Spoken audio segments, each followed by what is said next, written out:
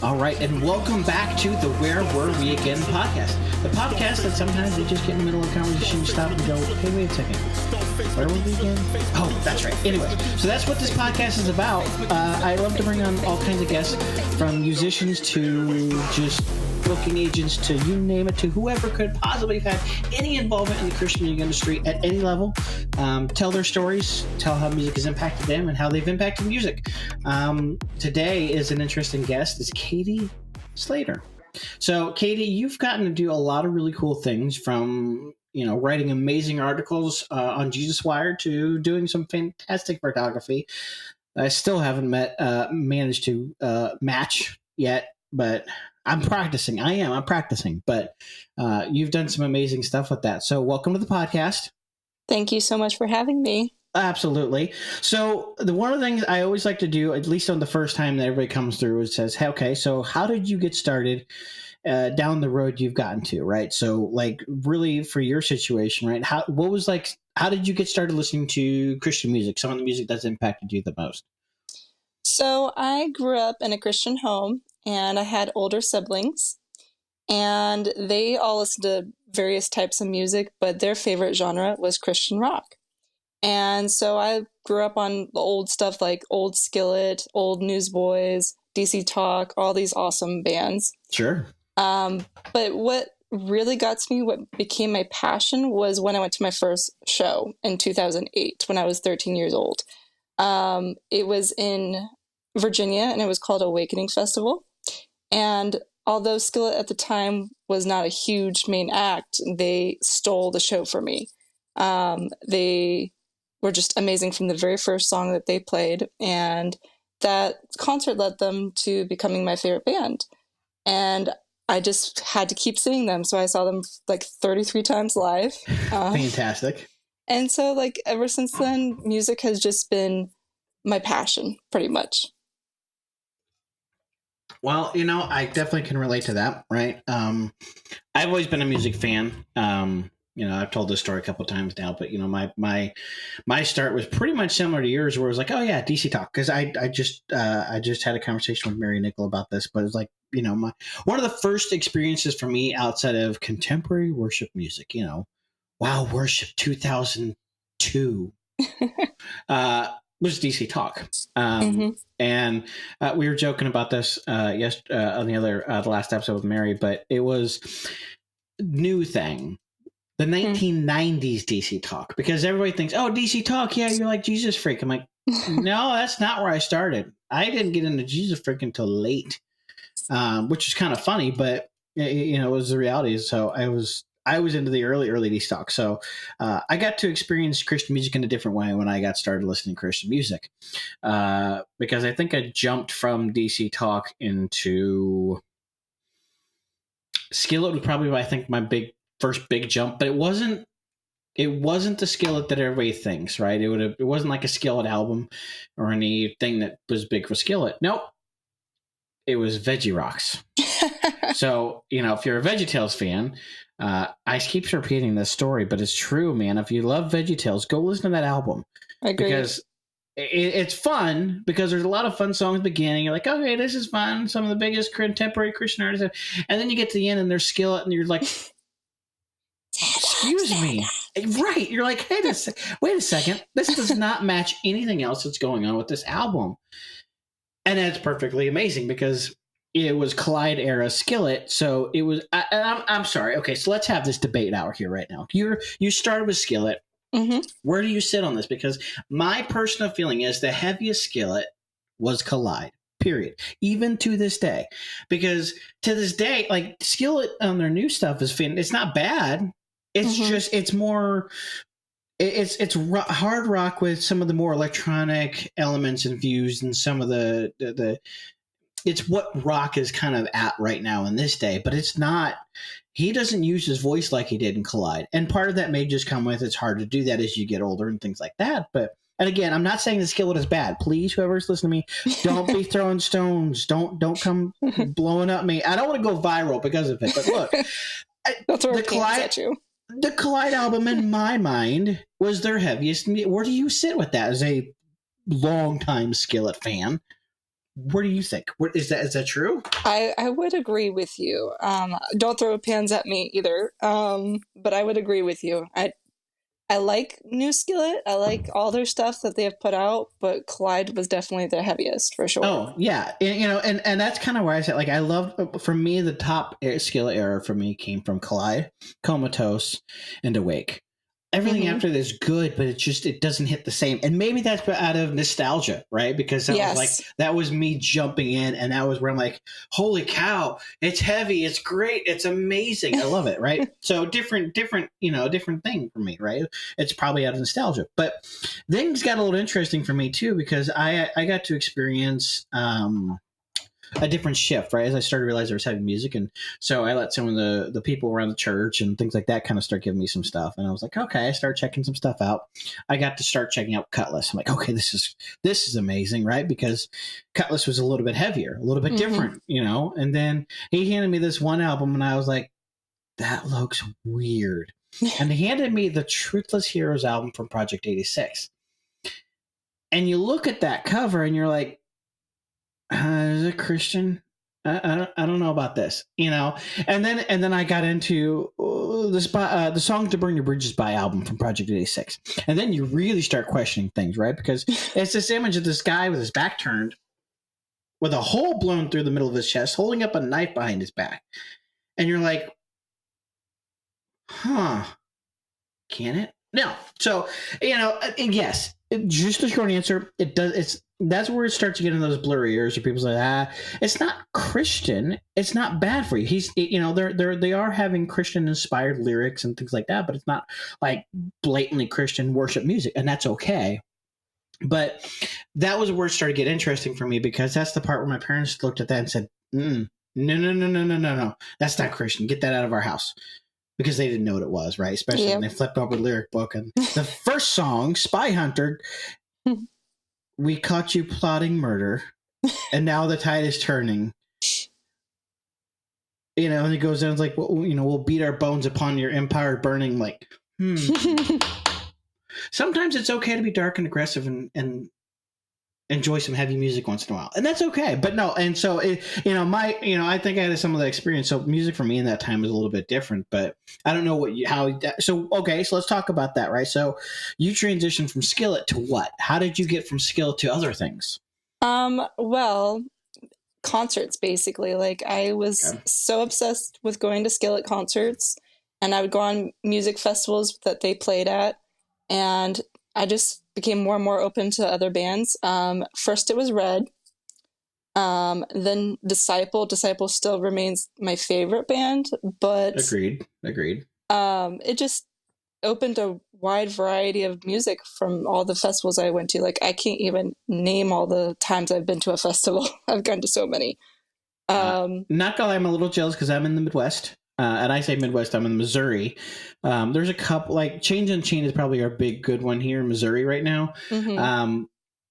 We had one festival that was really close to here, and that was Agape Fest. But after Cornerstone, there's not been anything, I have to drive 400 plus to get to any festival anymore. Yeah. So, I think you got some good opportunities there. I don't know. I miss those days. I don't get to go to many anymore, but, I don't know. And again, I bring this up every time because the reality is it's a great festival, but Kingdom Come is probably one of my top choices right now. Absolutely.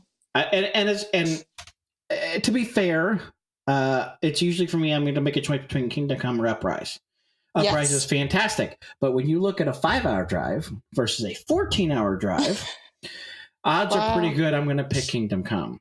Just because, one, it's fantastic, it's free, and it's closer. But I love the people. That's a big another reason for it. But anyways, where we began. Anyways, there we go. I actually said it. No, so yeah, I mean the festivals was definitely a big thing for me too. I got to see some really cool things, but so what were some of your top bands that came out of that era? You've already mentioned like Disciple. Who were some of the other big bands that you were just like, this was like the thing I was on to? Back in the day or now? Well, let's start with back in the day. We'll come to now later. Okay. That's a time traveler joke for you. Time traveler. Well, off the subject of rock, I actually have always been a fan of Toby Mac. DC Talk, and then Hey, he could following be his... considered rock if you consider the right year. 2000? Yeah. True. Very 2004, true. hip hop. And Yes. nothing after that. Not neither category after that. But anyways, no, Toby Mac, definitely a good choice. Yes, absolutely. Who else was back then? Super Chick, I think, was back then. Yeah. Super Chick, Barlow Girl. I don't know, just random songs more than a lot of bands because I was so Skillet obsessed. That. Yeah. Yeah, especially because like I think so even some of those like they may not have been rock, but they had more energetic songs that would be, and sometimes so like there was always those songs that would just hit sometimes for some of those. They didn't have not disparaging the artists, but like they just some of their songs were like, oh, okay, that was good. But it wasn't for me. But then they had some songs that I'm just like, that is fantastic, right? Absolutely. I do love a lot of Super Chick, but not all of it because it's not my taste. But then some of it's like amazing. And it's usually like, I don't even know, like there's certain songs, they're not always the fast or high energy songs. What was that? It's funny, it's actually when I talk about Super Chick and I think about like, all I could think about is the song they did with Toby Mac. Oh, now I'm gonna look it up. So everybody had their songs, and so I definitely can attest to like certain songs from certain people. There were some artists that I'm like I just couldn't get enough of everything they did.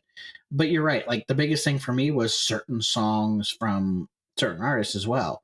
What was like, what was your favorite show from back in that time? So you went to a lot of shows, like I'll preference to say outside of Skillet. What was like your early days? Like this was like the one that just stands out in my mind.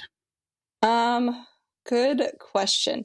I mean, of course, the very first festival I ever went to is going to stick out because that's what got me into this. Awakening Festival. I only went to it like 3 or 4 times because they quit like 2012-ish. Unfortunately, so I only went to that a few times. I would also say, I mean, you said not Skillet, but the Wakes Night Tour was amazing.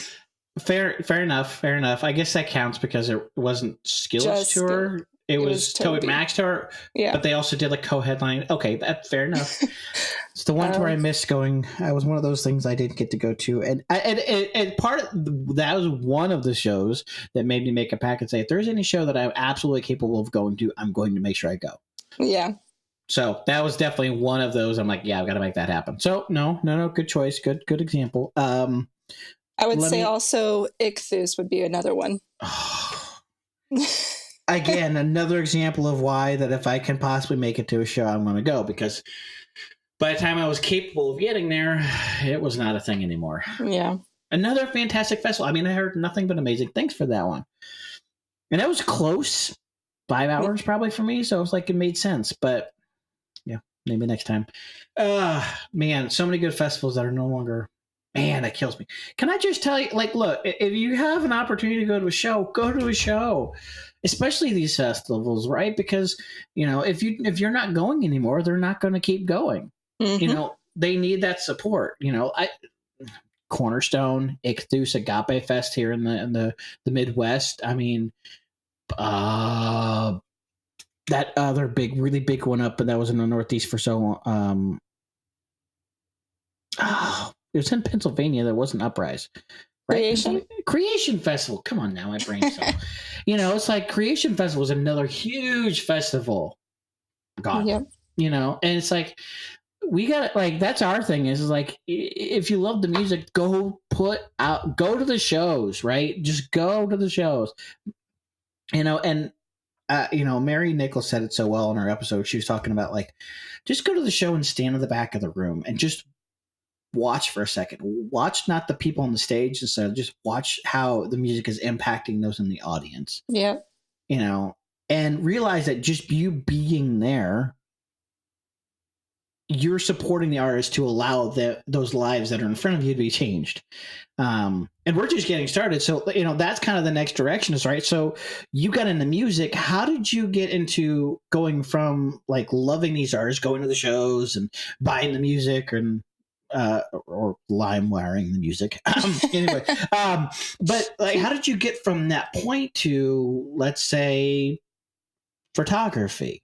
Right? Because one of the things is you do a fantastic job and you've gotten to be well known for at this point is your photography at shows. So how did you get into doing that from just being a listener? That's a great question. My love of photography actually started out, well, it's similar to the same time as when I started going to concerts, but even before then. I started when I was about 13 years old, and I used photography as a way to express myself because I was an introvert, and talking to people made me extremely anxious, and kind of still to this day it does. Let's put you on a podcast and make you talk to people. Yeah, let's do that. No, I get it. Trust me, I do, because I'm the same kind of way. I know it's hard to believe because you all hear me talk more on some of these episodes and you hear the guests. But no, I mean, I get it. Yeah, so I totally get that. Sorry, go ahead. So yeah, you're good. Photography was your outlet, right? Yes. So I would bring my camera to youth group and to holiday stuff and vacations and all these other things. And when I started going to shows, I just brought them to shows as well. And I used this as a way to participate and still be in the group in a way, without having to talk to people. But it became more of a passion, and I started taking it more seriously when the bands on the stage would start posting my photos, even though they were awful at the time. So I practiced more, and I got more involved and started talking to photographers. And eventually I even took a photography class in college, and it helped me to learn to use manual and all the stuff that, the technical side of things. So then I started going to a lot more concerts, and I made more friends. And then I don't know, people started cheering me on and wanted me to succeed, and I'm so grateful for that. So I guess that's how I got into photography. Well, I mean, that's an amazing thing how it's, you get to pair two of the things you're passionate about. And I think people, I'll repeat, I love repeating myself because it's sometimes just necessary to really hit home a subject. And, that was a big theme of the conversation I had with Mary Nickel, but it was the things that you're passionate about, you should be doing that and doing that to the fullest, right? Because that could evolve into blessing somebody else or yourself. And then it could evolve into more. Part of her story was that she took her passion and made that her life and was able to live off of that, and I think anybody has that capability if they choose to pursue that, so I think that's just amazing that you got to be again take two passions you have and combine those, because it's been amazing for me because I didn't know any better. I keep looking at I've seen a lot of your photography work for concert stuff. I'm like, what the heck? That's fantastic. I can't do that. And so you're one of the people I'm like, okay, I'm going to try to start getting better to kind of match what you've been doing and stuff. And I'm not there yet, but I'm getting there. At least I'm starting to be given photo passes now because at least I'm okay. But that's all right. That's, it's practice, right? That's at least I think that's maybe it's just not good enough. No, I'm just kidding. But I would say that I disagree with you that you are there. And I thank you for all that. But what you just said about me, I think about Chad and Jeanette and people like them. So thank you. That's true. I mean, look,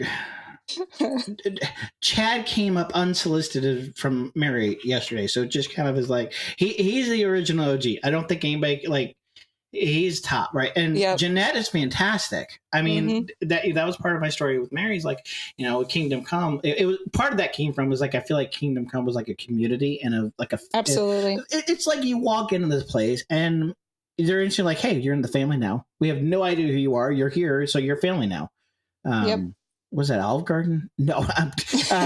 But, and so it was kind of cool because my first year I was like, okay, I brought my camera because it's a pretty small festival, kind of more open. And so I'll bring my camera and see what happens. So I started taking some pictures and stuff. I was like, oh, these are neat and stuff. Started talking to Jeanette. I'm like, okay, so here's what I did. How do you get from what I did to what you did?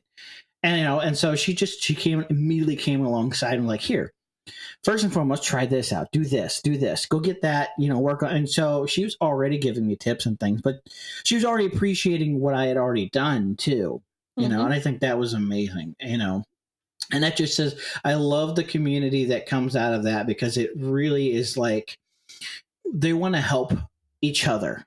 However that is, if you're an artist or whatever, they want to help you do whatever it is you're doing. And that was such a great thing for me to see that, but that's the biggest thing is I think we need to be careful not to downplay ourselves too much either. And sometimes it's okay to say, you know what, I do okay. I do have great work. We always have room to grow. I think that's true of everybody. Right. And Chad is amazing too, where it's, even though he's like, the golden guy that we're all saying he's the guy, he's the best, right? But you'll see him even still out there. He's saying, okay, guys, here's my newest picture. Rip it apart. Yep. Tell me what I did wrong. And I'm like, that's crazy. I laugh about this, but if you go back and look for my Kingdom Come pics from last year, I would say about 2/3 of them have these artifacts on the background because the sensor on the camera I was using was dirty.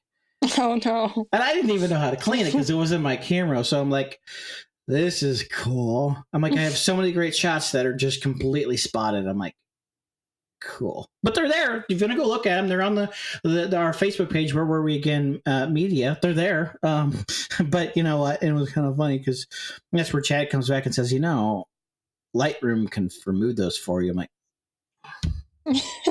of course it can. Of course it can. But it's just again, this just goes back to like, it's so cool to see that you got to take some of your passions and do that, and it's gotten to put you in some unique places. What was tell me like a story about kind of like how you've gotten to go shoot photography at a show, and you don't think you would have ever gotten to be there.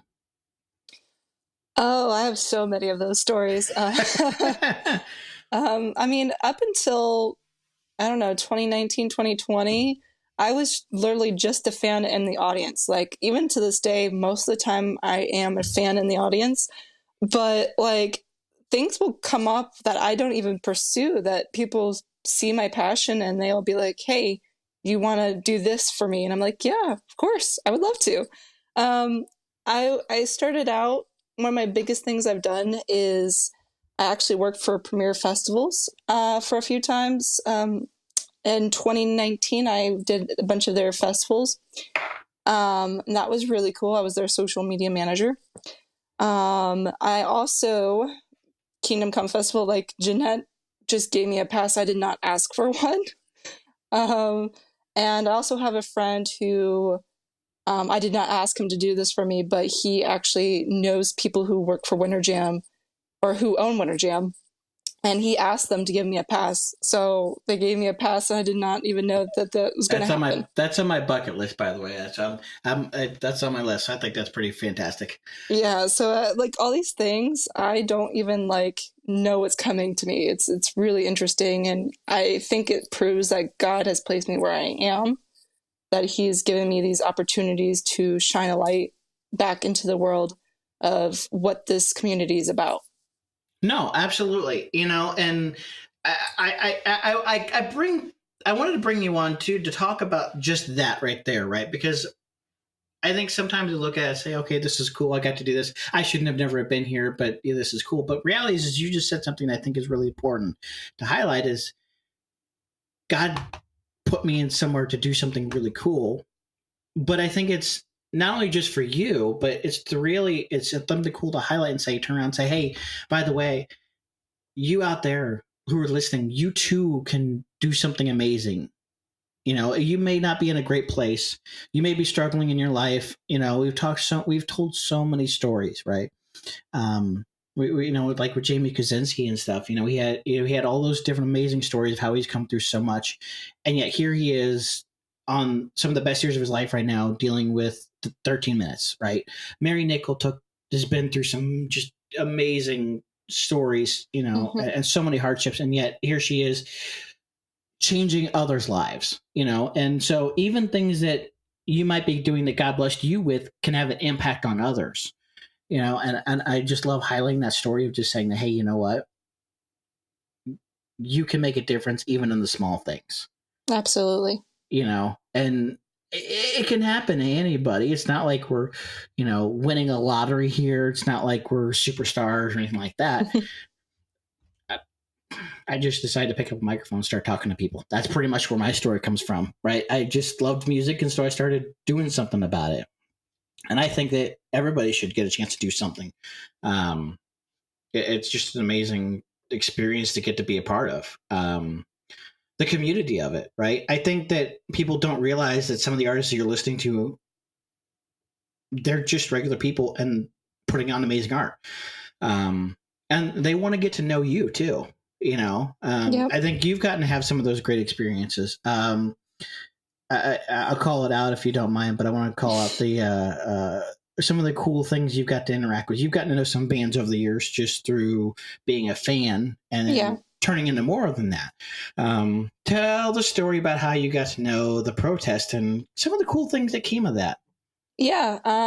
So the Protest, the first time I saw them was on City Rock Fest tour. I'm trying to remember the year.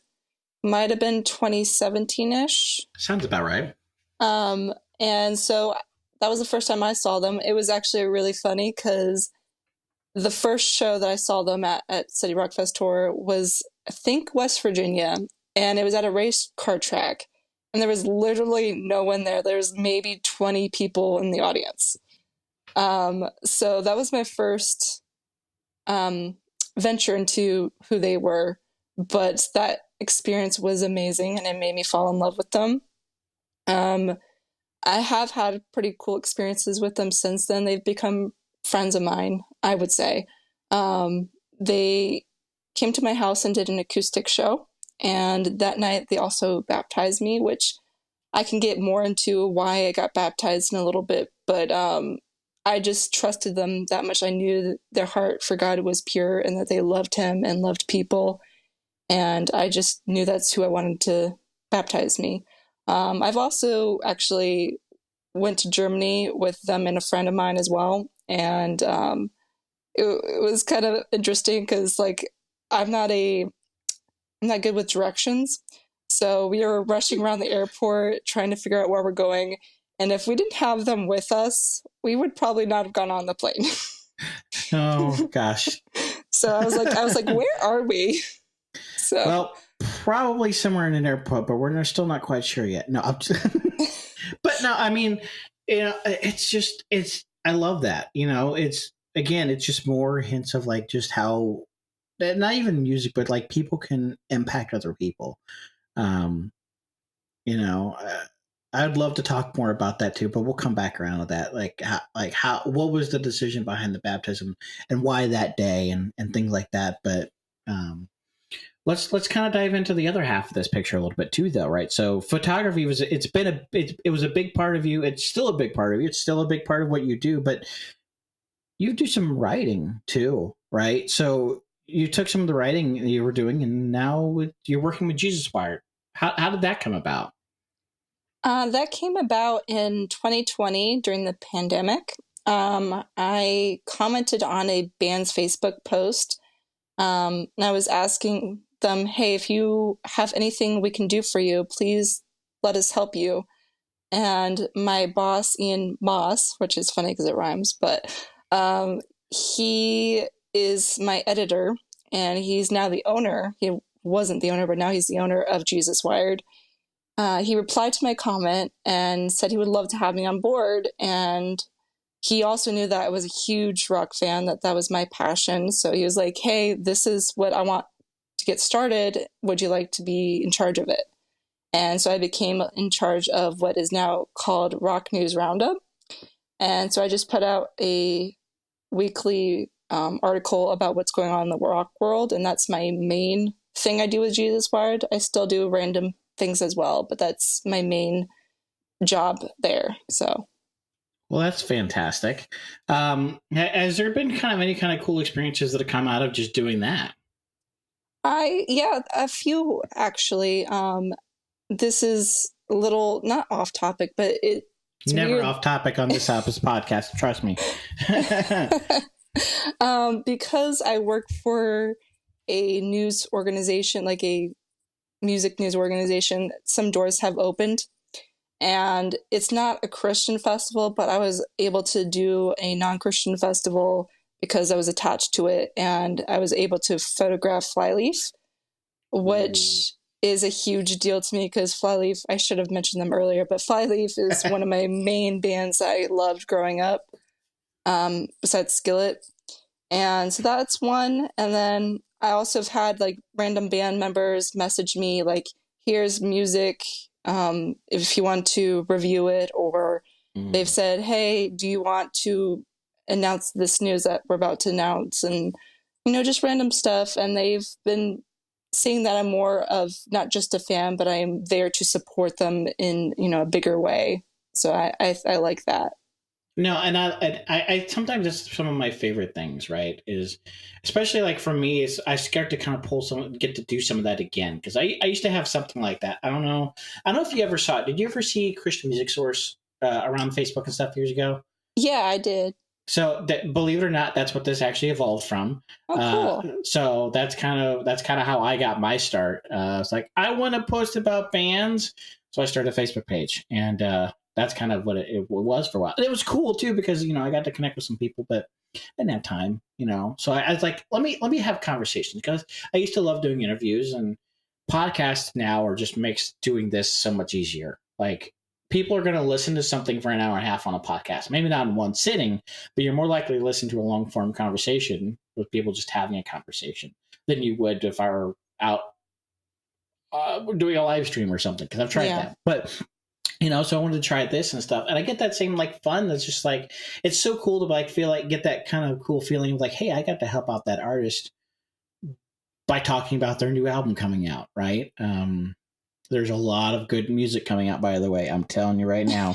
There's some conversations that I'm already having about some upcoming episodes with talking about some new music that's coming up. I'm not going to give any spoilers. Just keep listening to these episodes as they come out because there's some really good music coming out. But, it's just kind of fun to get to be a part of that process, Absolutely. Especially when somebody comes like, hey, by the way, want to hear my new music before it comes out and tell everybody what you think about it? Okay, cool. Sure. I guess. Why me? But it's a fun. It's just amazing, like how God puts us in this position. Absolutely. It's just not what I ever expected to be doing, but I love doing it. But yeah, so let's talk about more of like on and we'll go where you want to go on this, but like let's dig into the baptism thing a little bit, right? Because you brought that up, and I want to highlight that a little bit. Like, so you're at a protest acoustic show and now you're getting baptized. Let's dig into that a bit, right? So, because I am definitely curious, like how did you get from being at a show to getting baptized, and what was the reasoning behind then? Why then? What was like, why did you decide now I need to get baptized, right? Because, it has a very deep meaning of being baptized. So what was the driving factors behind all of that? Well, if it's okay to basically go over my whole family faith story, would that be okay? No, please. No, okay. Absolutely. This cool. is not just a music podcast, by the way. We want to have these conversations. Okay. So my story of faith is pretty simple, but it's obviously the most important part of my life. I grew up in a Christian home, and what I've respected the most about my parents is my upbringing of my faith and the thirst for God that they like imparted into me. My parents' passion in reading the Bible for themselves helped me to read the Bible for myself. And I actually read the entire Bible more than once as a teenager. But as I became an adult, things unfortunately, like they do, got lax, and I didn't care. Like I cared about it, but I was just not passionate about it. So from the age I was of 19 till about 25 years old, I was kind of going through the motions of my faith. I had a lot of head knowledge about it, and I did believe in God, but I just didn't pursue it. So about I'm sorry. I'm trying to think No, about you're this. good. Yeah, no. Yeah, take time. So I became a people pleaser, and I would chase after things I shouldn't chase after. And even with the music industry, I was like, I was doing it for God, but I was also like trying to do it to be like, oh, I actually can do something with my life, and I'm somebody. Um, but to this day, like, I have to realize I have to pray about everything I do first and put God first. And so when 2020 hit, I fell into a deep depression towards the end of the year, and I made me kind of start leaning more and more on God. And I was like, this life is short and things are crazy happening right now, and I need to stop worrying about other people's perceptions of me, and I need to focus more on God. So I wanted to make a public declaration of that and say, this is not about me. This is about who you are to me. This is who you are inside me, like how you affect my life. And so I was rebaptized in the summer of 2021. And I had previously been baptized as a baby, but I just wanted to make that decision for myself so everyone would know that, God was the most important thing about me. I will say that, I would not be alive right now if it were not for my faith in God. It got really, really bad, and God is the only thing that got me through it. And He's been faithful to me even when I wasn't faithful to Him, and He's sheltered me and taken care of me. So yeah, I just was like, I need to focus on Him. Yeah, I mean, it's an amazing story. And I don't want to shift the focus of the story, but I also want to bring this into the conversation because, from my personal experience, I know I have found this to be true. But especially is like something my church has been focusing on highlighting is one of the biggest things that you can have is being involved in community, however that Absolutely. looks, right? And find a good faith filled community there that can support you through that. Mm-hmm. Was there that community for you? Did you find that help in those times? Absolutely. I still am struggling with a local church. I know how important that is. I absolutely believe that church is imperative to the Christian walk. It's just hard for me to find a church that I believe is biblical in my area. There is one church that I do go to that I do like, but it's just not, I think, the exact thing I'm looking for. However, the community that I have found is in this Christian rock industry. People like, I don't know if you know Kelly Green. She is the wife and the tour manager and merch manager for Behold the Beloved. She's Sean's wife. And she's amazing. She's like no nonsense. She will tell you how it is. And I need that in my life. She's also very kind about it though, and no judgment, loving, and all the things that I need as well. There's other people like my friend Christina, my friend Velvet. Like there's just so many people, both as fans and bands and everyone else in between, who have led me towards Christ and who have encouraged me. And even when I feel like I've done everything wrong, they're there to be like, you don't have to be perfect. You don't have to get everything right. You just have to love God and try your best and do what you can. So yeah, I do have that community, but it's not local like I want it to be. So I am still looking for that. Oh, absolutely. And honestly, you need to find community where you can find community. Yeah. And, and I'll tie this back. Like a lot of the names you mentioned are from the rock world. They're from the Christian music community. And correct me if I'm wrong, but you met them through that, right? That was not just something that like, oh yeah, they're at my church. No. These are people you met through these concerts or whatever, however that might be. And that just tells you like just how different this community is. Yes. I I talk about Kingdom Come a lot, but that's because it's one of my favorite examples of it. Is there's so many people I've met through that community alone that I watched them connect with each other from all across the country and support each other through a lot of things, ups, downs, good and bad, And I'll tell you this, right? If you're out there and you're listening, like, there is a community out there for you, and go find that community. Find it. Maybe it's just not necessarily the church. There's a church out there for everybody, I promise. But maybe you're in a spot right now where you don't have something. Go find something you're passionate about, and you can find community there and find that support you need, because life is hard. And in those hard moments where things are just like, there just seems like there's no possible way out and you've given up all hope, you need that person to lean on and say, no, hold on. There is hope. Yeah.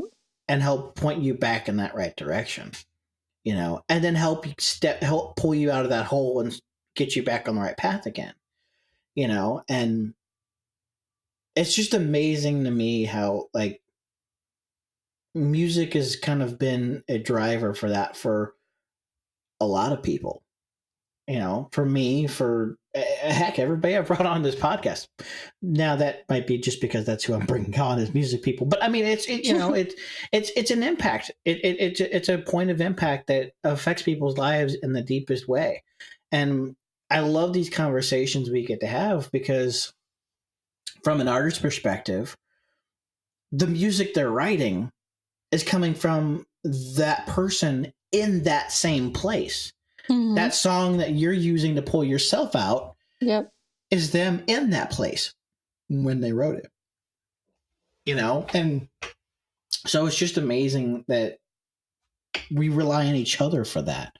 So I appreciate you sharing that personal story. I know, you definitely didn't have to do that. And it's just, I think it's important, as best we can, to share those stories because it really does give hope to those that need that hope. Absolutely. We get it. It's so hard, and that's the thing. Look, if you're listening to this and you're in that place, reach out to the page, reach out to us. We're, I'm sure anybody that you've heard on this podcast wants to hear from you, and we're here to support you. 100%. We're here to give you that handout, right? That's what we keep talking about on this podcast this is the community for that. And we're going to be that, right? If you need help, we'll find you help. Don't give up just yet. You got plenty of good things ahead of you, but we'll breathe a second, reset. So I like to play around with things and try new things. I've been trying some new things in the last couple episodes, and I want to try something new. I want you to try to ask me a question now. There's no limit, so whatever you ask, I'll do my best to answer it. But what is something you'd like to know about me? Oh goodness. Well, you're a photographer too. Okay. And I pretend to be, but go on. You are. And I know we've already sort of talked about this, and I'm assuming I know the answer. Is KCF your most memorable moment, or is there something else what started you down this path in the first place? And is there something that sticks out in your mind of a photographer moment? Absolutely. And it's funny, KCF is not the driver for that. It's not like the big moment. It is one of the top, but it's not what got me to where I am, right? It's not the thing that put that in me, I should do this, right? Mm-hmm. I don't have a huge history of shooting a lot of shows. Right now I've got 2 different unique events that I've shot at. So KCF was one of them, right? Guys, it's Kingdom Come Festival. It's an abbreviation. It's not fried chicken. It's an ongoing joke with those that attend. But anyways, the first show I really got to shoot Agape Fest. And I was not there for that purpose. No, My original thing is the Christian Music Source. What I would do is I decided I was posting about, hey, anytime a band would share something like, hey, we're releasing an album, I'd share that and post about that, and that's fine. But I want to do something more, so I said I'll do interviews. And so I don't know, I had no idea how do I even do that. And I just decided to just do something crazy, and I think I can't remember what year. I think it was 2011. Wow. 2010 or 2011. I watched on Radio U, which I didn't, or TVU, excuse me. I didn't have TVU as a full channel. I would watch at 11 o'clock Central Time on Saturday nights. TBN would simulcast Radio U at like 11 to 3 a.m. So I would watch it, and I watched this band, I Am Terrified. Fantastic band, especially their lead single off their one EP they had put out. Oh, gosh, I'm so glad they're back doing music, but I want more. The lead single they put out was called Falling on Everlasting. And so I'm like, okay, I don't know. I really like these guys. They're going to be at Agape Fest. Maybe I should. I sent them an email. I Googled it, and I found some email, and I emailed them and said, I want to interview you. I had no way of doing it.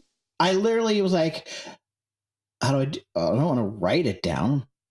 How do I do this? Oh, I'm like, so I borrowed from my worship pastor a little handheld Zoom voice recorder. Not a good one, a cheap one. But it was, I'm like, this will work. So I run out, we're standing outside their van, because it's a band that drives from show to show. They don't have a tour bus and for those that don't realize, most of the bands you listen to, they're not in a tour bus. They're in a van. The church 15 passenger vans that you're used to. Yeah. That's how they sleep, by the way. Support your local bands. Anyways, so I'm standing outside their van. We're just sitting out in this field like, I had no idea what I was doing, but we tried it. We made it work. It was kind of fun. And so I started doing that at the Agape Fest. I'm like, I'm literally, we're not saying, I didn't get to go into cool. I didn't know nobody knew anything. And eventually, I'm like, hey, there's this thing. They do press passes. Maybe they'll give me one. So I asked. They said no. So I go back and I say, you know what? Well, why not? And they says, well, we don't know who you are. We don't know what you're doing. Maybe next year. If you get a website, maybe we'll talk next year. So I did. I put together a website. It was okay. Good first try. Had pats for that. And so I put it out, and I come back next year and said, sure. Okay. So I get this press pass. I'm like, I have no idea what I'm doing this thing. It just meant that I'm now on the other side of the fence. Okay. So I started testing limits when I went, and I kind of just started walking in different areas to see if they'd let me go there. Nobody stopped me anywhere. Next thing you know, and this year I decided to bring a camera just because for the fun of it. So I had an old Canon Rebel XT that my grandmother was letting me play with. And so I'm standing on the stage, side stage. Oh my gosh. And I'm like, they're letting me stand here. I've got a picture on my Facebook of me standing there. I had somebody take a picture of me standing next to Kevin Max. Now, again, to give you an idea of the time period, he was the lead vocals for Audio Adrenaline at the time. So just to give you a time period of that. But I have my camera, so I'm like, okay, well, what if I go stand out here at the photographers? So I did. And then I realized, hey, those guys on stage are looking at me now. And they're making faces. Oh, okay. Okay. Click.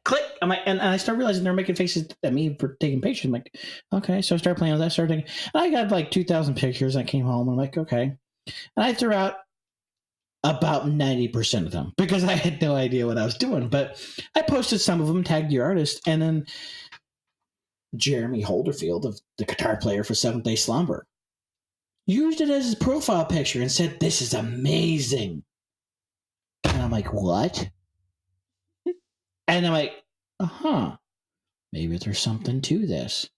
And so it kind of grew for me. I did no more shows. I didn't have any more passes, anything like that. I didn't really take photography any more shows after that.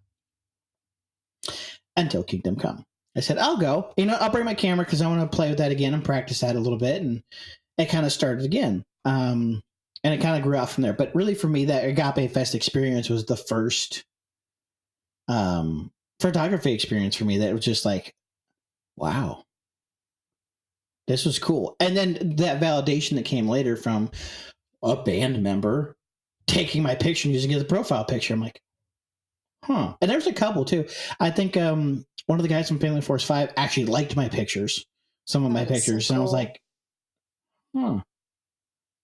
I don't, this didn't actually happen, did it? Did it? And it did. I promise it did. It blew me away.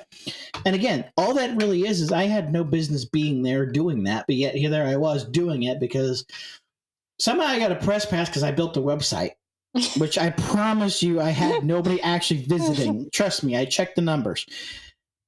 But they said, you got a website? Sure. So I got a press pass. And then I pretended to be a photographer and it worked out. Turns out I kind of can do it. So, if you are passionate about something, go do it. Whether you think you're good at it or not, go enjoy your passions. But so cool. Fantastic question, by the way. I love that. So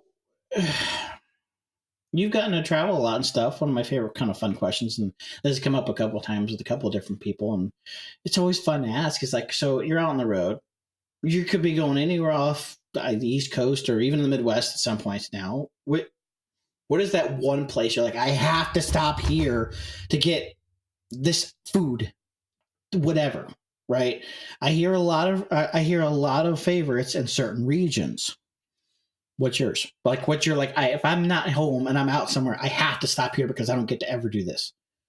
I would say that is a good question.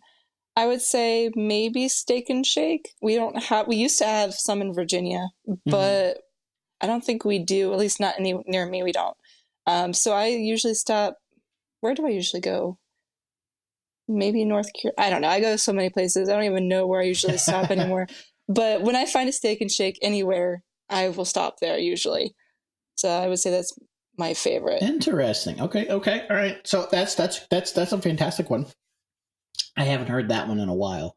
I hear a lot of interesting ones. So I would say if you're going to be Family Feud style and you said a number one answer on the board, Sheets. Well, Sheets is where I live, so I have 5 minutes for me. It's fair. That's absolutely fair. No, I get that, right? But that's number one of the, if I'm talking to anybody that's usually on the road stuff, that's usually one of the top answers I get. But for me, it's always Taco John's. So you probably haven't experienced Taco John's because it's really more Midwest kind of thing. So like it's really popular around Wyoming and Nebraska, Iowa, parts of Missouri now, but like it's a Midwestern thing. So if you don't go out Midwest, you may not have even heard of it. But I tell you what, it stomps Taco Bell in the ground. You'll hear about this in a later episode, but the reality is if you ever heard the Taco Tuesday, do you know where that came from? Taco John's. Up until recently, and I would say within the last 6 months, they were the ones that owned the right for that phrase. Taco Bell couldn't use it. And Taco Bell has never used Taco Tuesday because Taco John's owned it first. Wow. Taco John's finally said, you know what? Taco Tuesday for all. Anybody can use it now. They just gave it up recently for that reason. I thought that was kind of cool. Tell us again how good Taco John's is. Anyways, no, but it's so much fun to hear kind of where all the different things that people love to go to.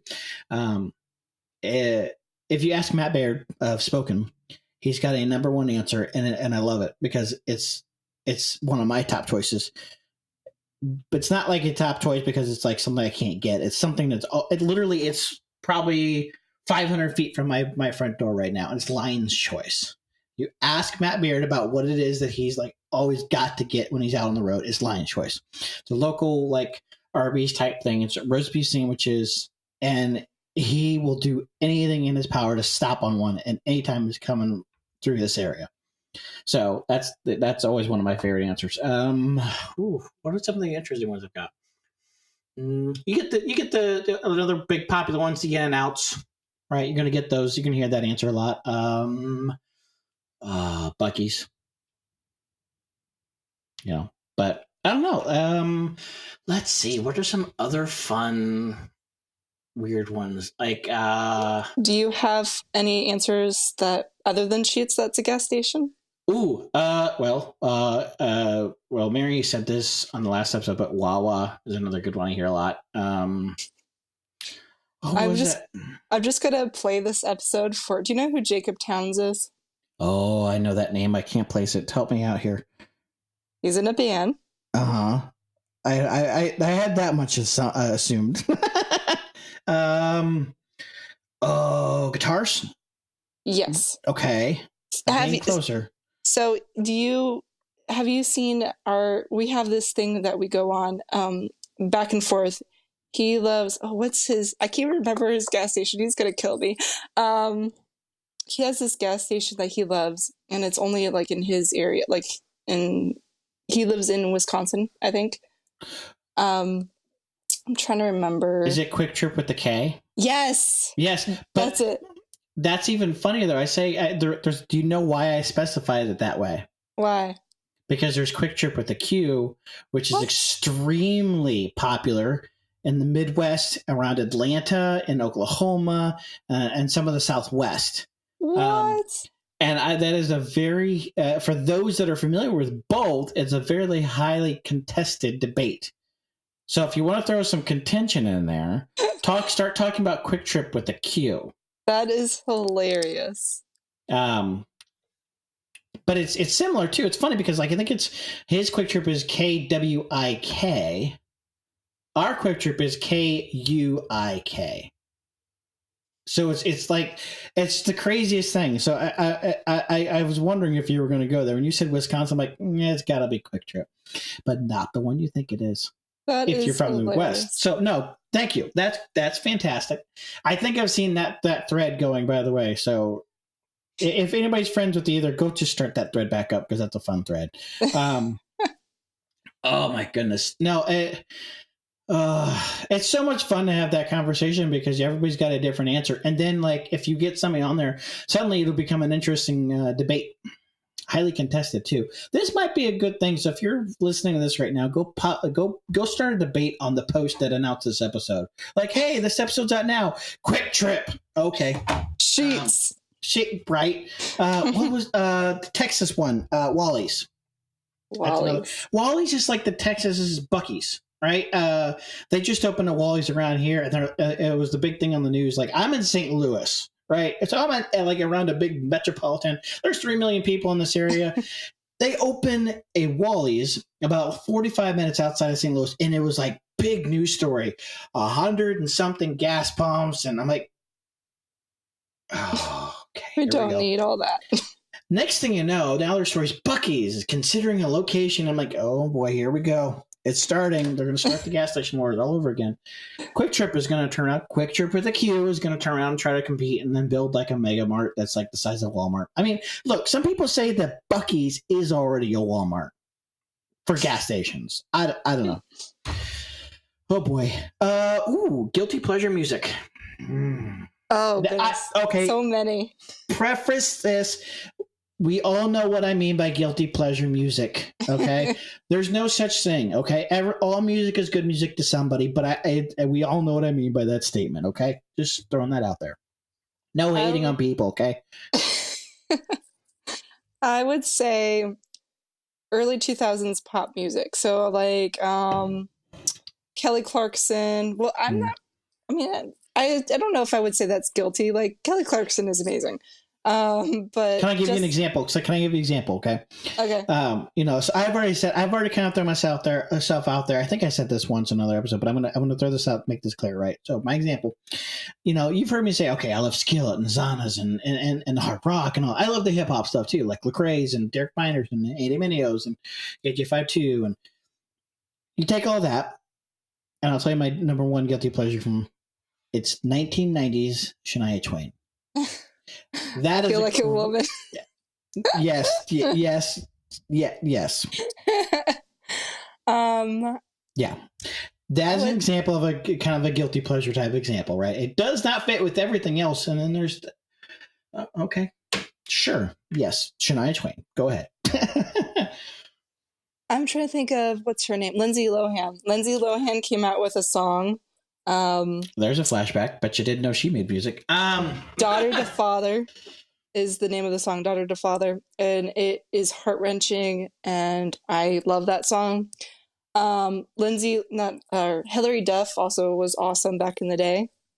Yeah, just random Disney songs. Channel stars? Random Disney Channel stars? Okay, yes. There we go. There it is. There's the truth. There's the truth. That is the truth. Okay.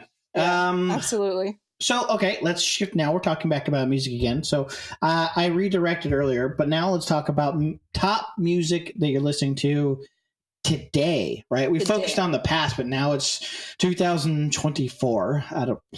I don't even know how we got there, but I know somehow right? It's 2024. It's not 2020 anymore. No, wow. We still think it is, but yeah, absolutely. Thank goodness it's not. Anyways, so no, okay, so what's some of the big music you're listening to now? I almost guarantee you, I'm going to make a prediction. Disciple someone on the top of that list, especially How'd because you know? I had no idea. No, I mean, it's the top of my list right now, right? I mean, I love all of Disciple, but 3.0, especially the last 2 or 3 albums, have just put out some of the best stuff. Absolutely. If you want to know, Disciple has been such an amazing long-term band that now you rate or you categorize Disciple by the band members and the different iterations thereof. And I would say this, and somebody give me a different opinion if you think so, but I actually think it's not Disciple 3.0. It's Disciple 3.1. And now hear me out. The reason that be is because it's Disciple 3.0 that we got in 2013-14. However, Jason Wilkes is no longer a part of that. So now it's Disciple 3.1 because sometimes Marco is and is not part of that, as he tends to be a touring bassist for Disciple. So that's why I say 3.1. But anyways, so Disciple, well, what's Disciple? Top 3, the last 3, what's your top choice of the 3 albums? I know, hard question. I really do, but I don't know if I can. Don't think about it. Just answer. The newest album is definitely number 1. There you go. See, when your mind already knows the answer, you just don't want to say it. That's what it is. No. Okay. So number 1 album for Disciple right now, the most recent is Skeleton Psalms.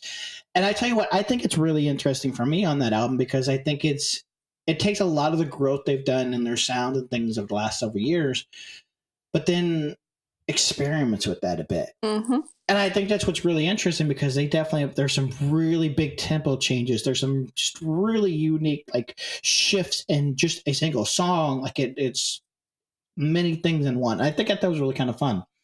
Okay, so Disciple. What else is this has been on my repeat for the last year? Always The Protest, of course. Of course. And talk about somebody that's getting better with age. Good Lord, right? This last EP. Oh my goodness. It's amazing. Let's see. I've kind of I know I already said that it was back in the day, but it's kind of come full circle where I'm starting to listen to Flyleaf again. Oh gosh, yes. Especially because she did some Flyleaf shows recently. Yeah. I really want to go to one if she does some more. Anyways, no, okay. So Flyleaf, great. What else we got? And then also full circle is Cutlass. Cutlass has come back a little bit. So their new stuff, I think, is amazing and maybe even better than their old stuff. You don't agree with that? I don't disagree. I wouldn't say better. I would say same playing field, maybe.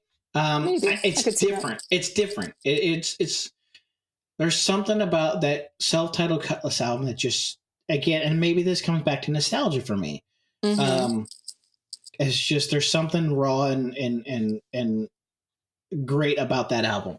No, that's some good stuff right there. I tell you what, some of the fun thing for me, and this is one of the things I really love to do sometimes because it just kind of, especially if it's an artist that I've kind of grown with at this point, mm-hmm. It's fun to do.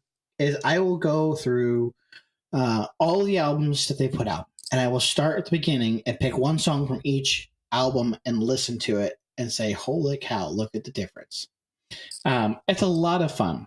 DC Talk is a fun one to do that with, right? Because 1989 DC Talk to 1999 DC Talk was a huge leaps and bounds. Yes. And then with that particular band, I keep moving that forward. I will then switch over to Toby Mac after 1999. So 2000, 2001-ish with the momentum to 2004's Welcome to Diverse City, 2006 Purple Sounds. Again, music nerds telling you the fact that I know the years these came out. No, but no, it's fun. So like for me, one of my, like I'll work off one of your examples. One of the fun ones for me is The Protest. I didn't really know much about The Protest, didn't really know them, but I actually booked a show with them. I actually had them come play a venue here in the area in 2014. They were the opening band for Last Watch in 2014. Yeah. So they were both on tour together. And so I booked them together. I'm like, okay, this is great. I'm jealous. Right? It was awesome. They were the most down-to-earth guys. And the whole group was great. I mean, it was just absolutely amazing. But it's always kind of like, for me, it's always interesting when I'm going to work with an artist I haven't ever talked to or met with and just kind of bring them in. Like, I don't know what to expect. I haven't had just a horrible experience, but some artists, like before a show, they're in that like get prepared for show mindset. So they're very quiet, reserved, and kind of trying to stay off in the corner, be left alone to kind of get in that right headspace. Protest walks in just like, hey, how's it go? Like they were just automatically like they want to know who I am, what I'm like, what's up? You know, it was awesome. So I got to meet all of them and see them play. They don't sound that way anymore. Let me tell you what. They had just put out their first full-length album at that point.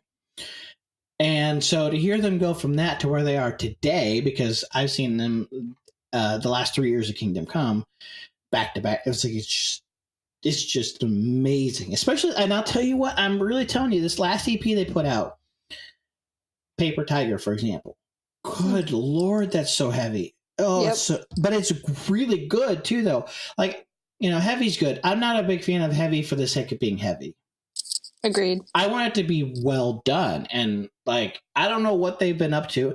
And I might just need to get them on here to let's talk about that, right? Because it's just an amazing, you know, progression they've had. And so maybe there's something to that, but like really, really well done. So that was one of my favorite ones to also just kind of go back and forth. Now, I'll tell you what, one of the things I like to do is I'll go back and play their cover of In the Air Tonight, which I don't know if anybody out there knows that, but they do have that on their first, I think it's their first full-length album. And that's actually a pretty great cover. But it's the Protest version. It sounds like the Protest, and it's awesome. Mm-hmm. So I highly suggest go check that out. I'm a sucker for a good cover song. It's great live, too. Ooh.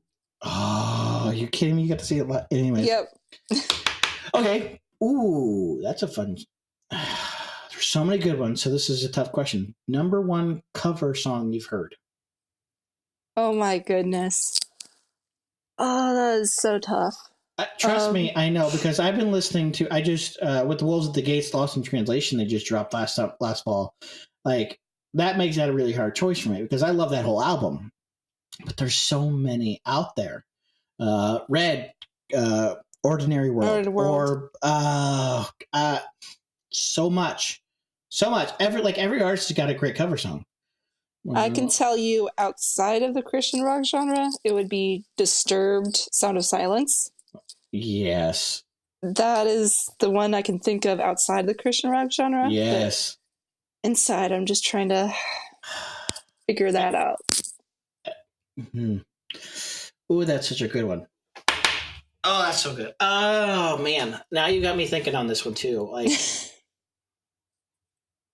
I don't know.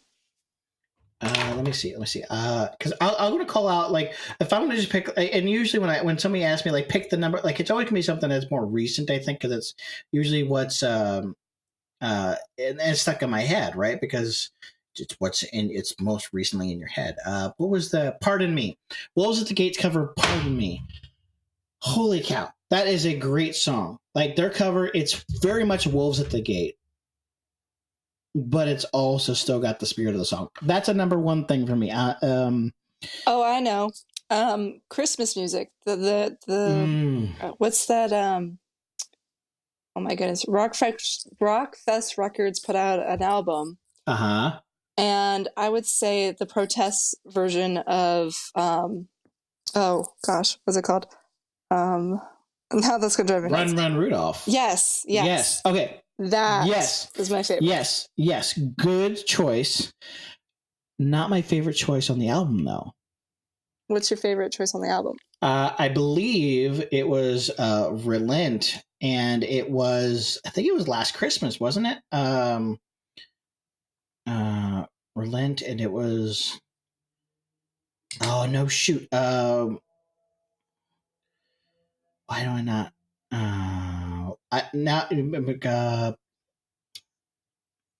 don't second guess yourself. All I Want for Christmas Is You. That's it. Because again, I was going to say, one of my big things about a cover song is it needs to carry the spirit of the original song, but still carry the spirit of the band covering the song. And Relent did that, right? Relent's really good at that. Like, they did a fantastic cover of Jesus Freak, which I think my favorite cover of Jesus Freak is actually The Showdown. But that's another story. But no, oh my gosh. Good choice. But now if you want to talk about Run Rudolph, I know it's not Christmas time. Get over it. Project 86.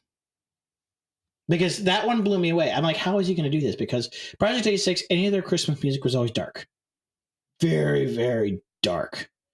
Even the What Child Is This was very Project 86 dark, which is great. It was good. It was fantastic. But it's Run Rudolph was not. It was the nice yelling, shouting thing that Andrew Schwab does, but it was not. It was very much the spirit of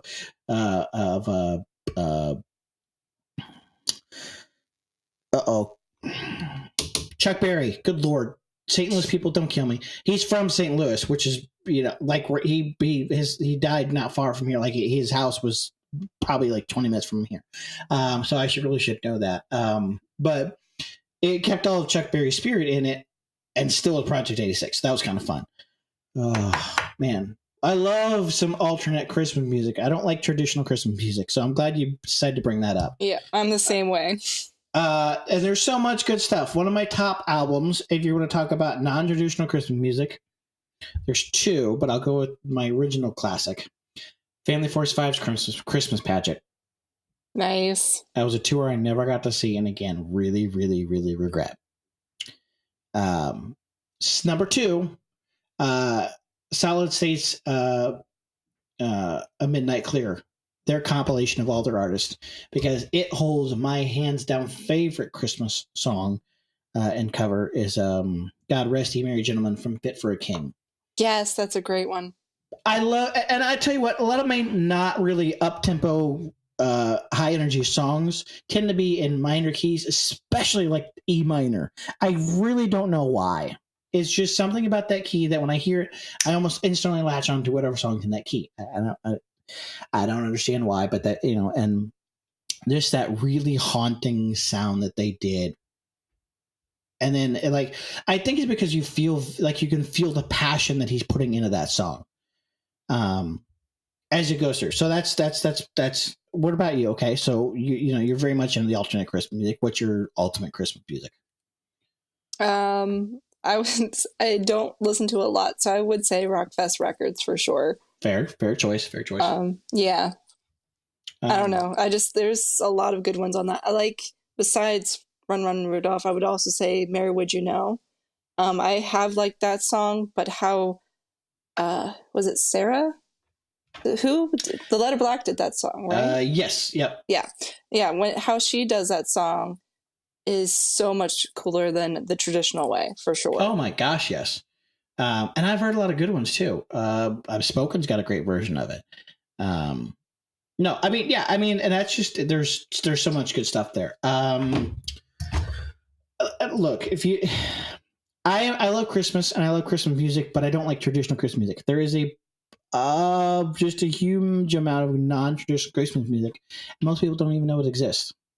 August Burns Red is it's an obvious choice, but it's a great example of that. All of August Burns Red's stuff is fantastic. There was some old X Christmas was a great one. There was a lot of heavy Thousands of Crutches. Jingle Bell Rock was a classic from that compilation. and the Happy Christmases compilations from Tooth and Nail were always great because Thousand McCrutch did Heat Miser, and then FM Static did Snow Miser. And so to hear the two mirrors of each other were great because for those that don't know, Trevor McNevin, lead vocalist for Thousand McCrutch, was also the vocalist for FM Static. So they're completely two opposite sounds of a band. And it's amazing just to hear the range on it. I tell you what, Trevor McNevin is probably one of my favorite Christian rock vocalists because he's so unique and he has such broad range. Yeah. Oh boy. You know I have to ask it now. If you have to answer the question, who's going to be like one of your favorite Christian rock vocalists? Oh goodness. Well, Lacey is definitely up there. Oh gosh, yes. Yeah, absolutely. Lacey. Oh goodness. I'm trying to think of who else would fill that spot. I don't know. I think Lacey must be the top. I also am very biased because, a lot of these people I know personally. So like I would say, people like Matt Moore and Josh Bramlett and all these people that I know personally, but Lacey is definitely my favorite, I think. Fair enough. I think that's a good answer right there and there. That's perfect, right? Like, because you want to talk about a unique vocalist with big range. Lacey is definitely one of those. Yeah, there's 100%. not many voices like what she has. It's a fantastic thing. And so I appreciate your time. I don't want to take up too much more of it, so we'll kind of wind down. But I definitely just want to recap on some of that. Like, I think the biggest thing is we keep echoing this at this point. Like, it's a vibe that's coming through a lot. But it's like the reality is if you're passionate about something, go pursue that passion. For me, I haven't made a full-time job and I haven't even made money off my passion. But you know what? I'm getting to do my passion through, this podcast, right? And we've seen plenty of examples to this podcast of people doing just that. Cindy Blankenship was a great example of that. She's doing just that. And it just cracks me up, man. I just love seeing Cindy side stage at a show, just head banging. And I'm like, that's just the best thing ever. She's Mary who I want to be when I grow up. Right. Oh my gosh. Mary Nickel or Jamie Kuzinski or all these guys. Mm-hmm. They're all pursuing their passions. You're getting that exact thing. You're getting to do just that, right? Now, for us, right, this is not a full-time job. This is not a paying job, but we get to enjoy doing it, right? I work at a tech company full-time. I love that job, but this is something I'm passionate about, and I get to do that. And even if you don't think it really matters to anybody else, even if you don't think that anybody else is going to care, do it anyways. Absolutely. Because you never know who you're going to reach or who you're going to touch. I've seen so many stories. Like, for one of my great examples, I keep bringing up Patreon through these because there's a community that gets built out of that. You get to support the artists, help them do what they do, and help them impact lives, but they build communities in there. And in these Patreon communities for these artists, like, people are getting to know each other as using that the unifying bond of that artist, and getting to know other people through that.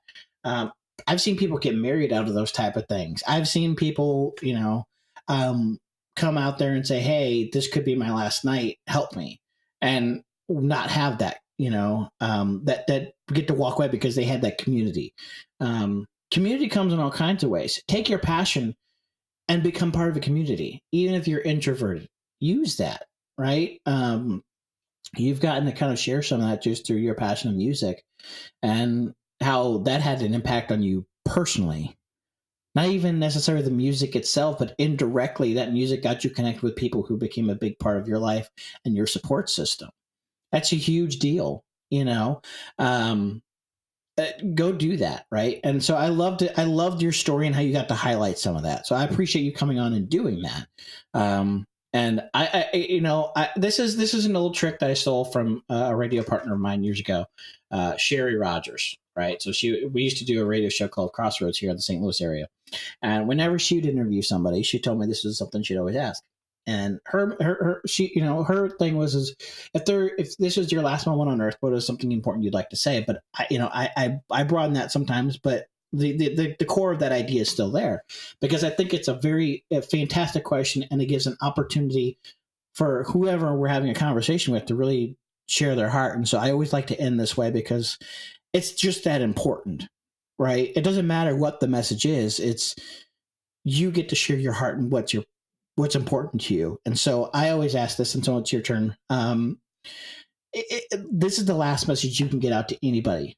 This is it. They're not going to hear anything more from you. This is the most important thing you could tell somebody right now. What is the most important thing that you can give out to somebody at this moment? Oh, wow.